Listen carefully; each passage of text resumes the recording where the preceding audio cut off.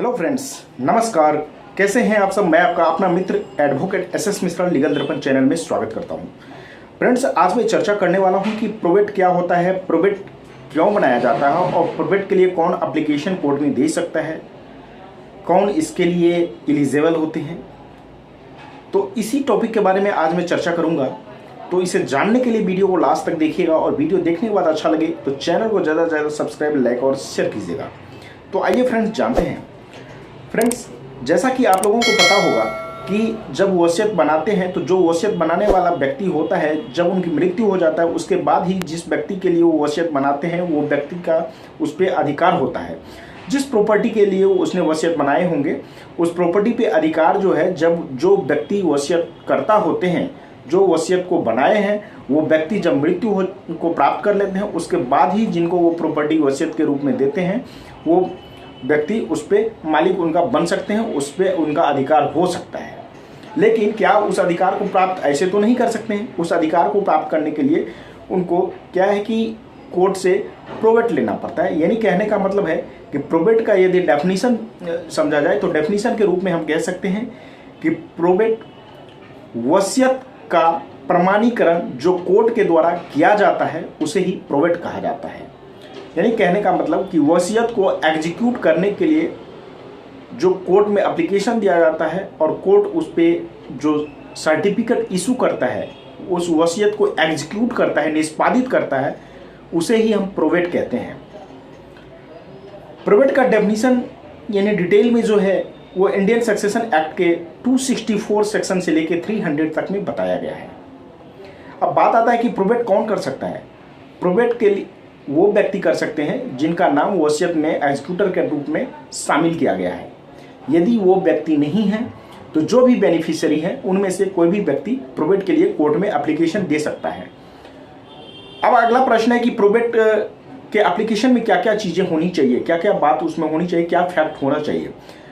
तो Indian succession act के section 276 में इस बातों का जिक्र किया गया है कि प्रोबेट में क्या क्या बातें होनी चाहिए। प्रोबेट के लिए जो एप्लीकेशन हम कोर्ट में देंगे तो उसमें क्या क्या चीज़ें होनी चाहिए, ये चीज़ इंडियन सक्सेशन एक्ट के सेक्शन 276 में बताया गया है।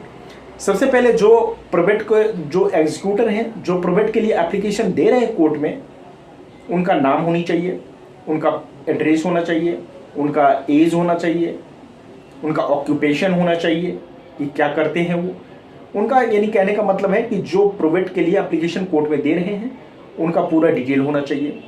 उसके बाद जो भी वसीयत करता थे जिनका मृत्यु हो गया है उनका पूरा डिटेल होना चाहिए। उसके बाद और जो भी बेनिफिशियरी हैं उनका भी डिटेल होना चाहिए और उन्हीं को पार्टी बनाना चाहिए। ये सारा डिटेल देने के बाद कोर्ट में जाता है एप्लीकेशन, कोर्ट उन पे देखता है। उसके बाद यदि किसी भी बेनिफिशियरी को, मान लीजिए कोई व्यक्ति 4 भाई है, 4 भाई में वसीयत बनाया गया है और वसीयत के आधार पर वो चारों भाइयों में किसी को आपत्ति है किसी प्रकार का, वो व्यक्ति कोर्ट में अपनी बात को रखता है। बात को यदि रखता है और कोर्ट उन चीज़ों को देखता है, कोर्ट को लगता है कि नहीं इनका बात जायज़ है या कुछ ऐसा लगता है, तो उसे सिविल सूट की तरह ही कोर्ट फिर ट्रीट करता है। पूरा उस पर ट्रायल चलता है, पूरे केस चलता है और अंत में जैसे समरी सूट होता है, समरी सूट की तरह उसको ट्रीट करके और फिर उस पर डिसीजन दिया जाता है। फिर और उसी डिसीजन के आधार पे जो उसमें बेनिफिशियरी हैं जितने, उनमें उस प्रॉपर्टी को बांटा जाता है।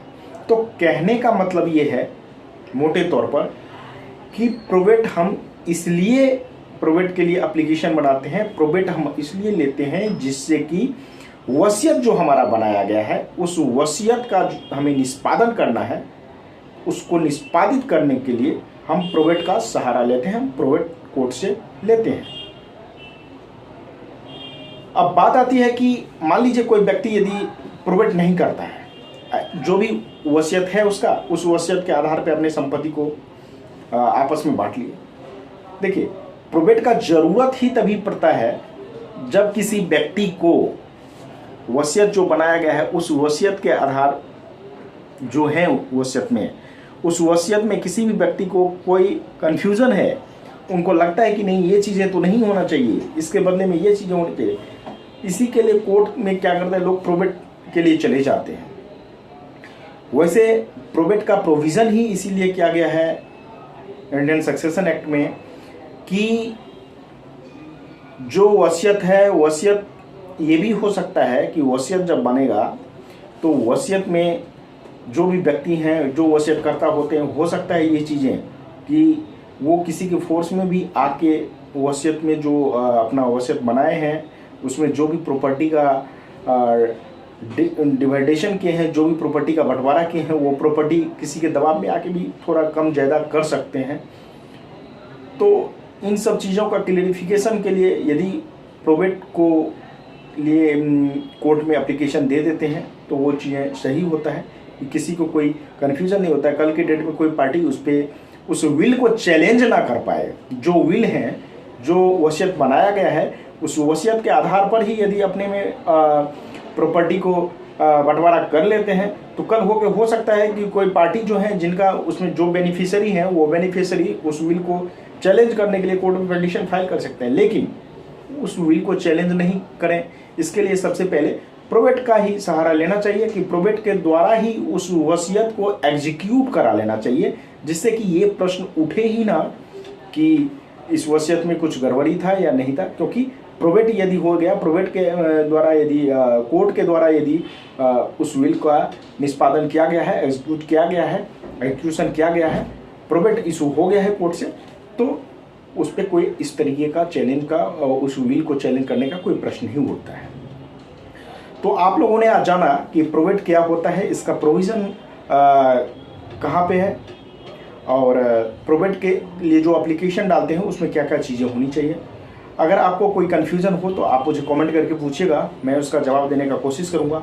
आज तक के लिए फ्रेंड्स इतना ही, फिर मिलेंगे नेक्स्ट वीडियो में, तब तक के लिए